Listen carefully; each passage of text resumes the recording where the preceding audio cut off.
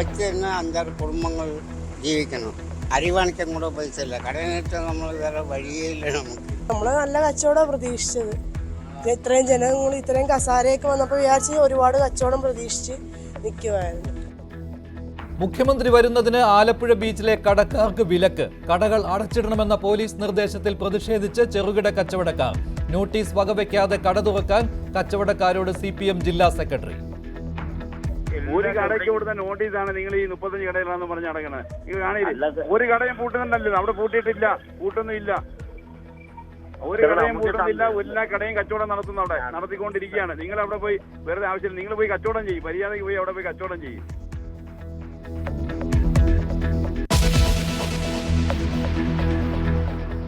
അനധികൃത സ്വത്ത് സമ്പാദനത്തിന് മുഖ്യമന്ത്രിയുടെ chief principal secretary KM എബ്രഹാമിനെതിരെ CBI അന്വേഷണം.